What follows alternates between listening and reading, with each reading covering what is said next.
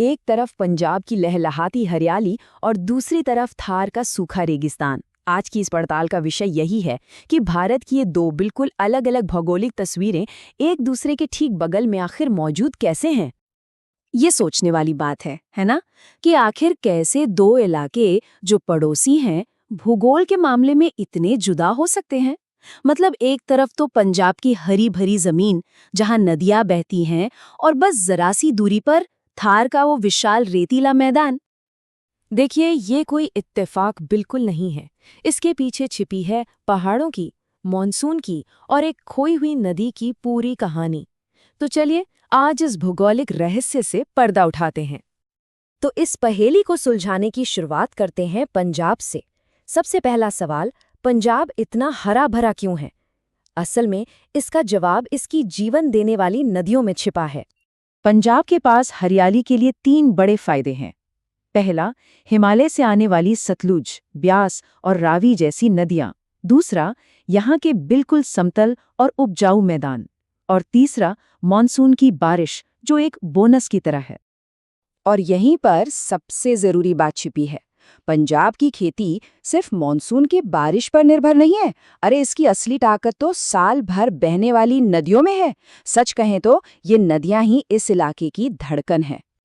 अच्छा, अब आते हैं इस रहस्य के दूसरे और सबसे दिलचस्प हिस्से पर।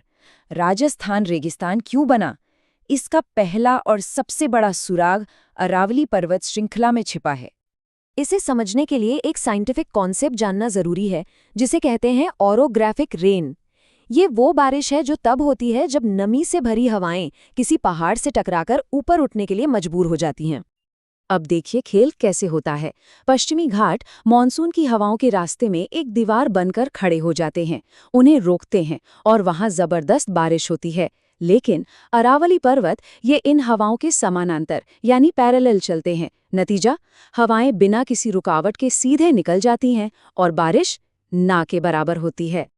तो एक तो अरावली ने बारिश नहीं होने दी, ऊपर से राजस्थान तक पहुंचते पहुंचते मॉनसून की हवाओं में वैसे भी नमी कम हो जाती है। और यहाँ पंजाब की तरह हिमालय से निकलने वाली कोई नदी भी तो नहीं है। तो होता क्या है? खेती पूरी तरह से उस बारिश के भरोसे रह जाती है, जिसका कोई भरोसा ही नहीं। लेकिन कहानी में एक और बहुत बड़ा मोड़ है। ये कहानी है एक ऐसी नदी की जो अब है ही नहीं। एक नदी का भूत कह सकते हैं। तो सवाल ये उठता है कि क्या ये जमीन हमेशा से ही ऐसी रेगिस्तान थी? जवाब है बिल्कुल नहीं।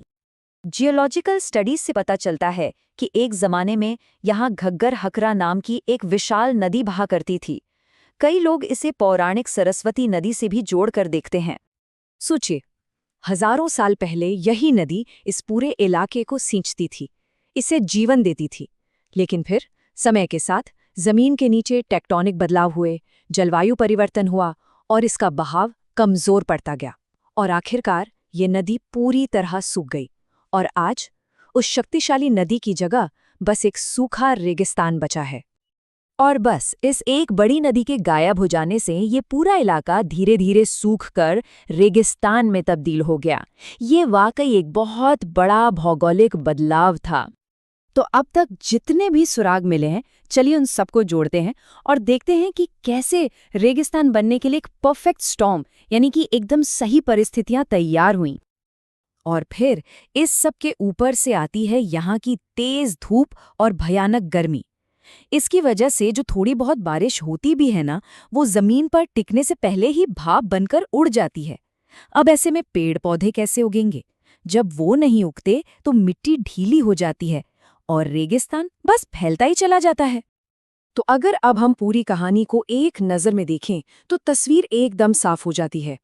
पंजाब हरा भरा है क्योंकि वहां साल भर बहने वाली नदियां हैं और कोई पहाड़ बारिश नहीं रोकता।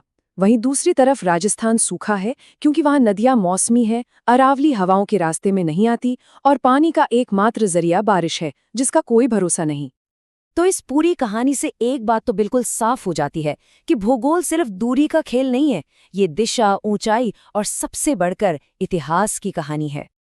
एक पहाड़ की नाकामी और एक नदी का गायब हो जाना, बस इन्हीं 2 वजहों ने मिलकर भारत के सबसे बड़े रेगिस्तान को जन्म दिया।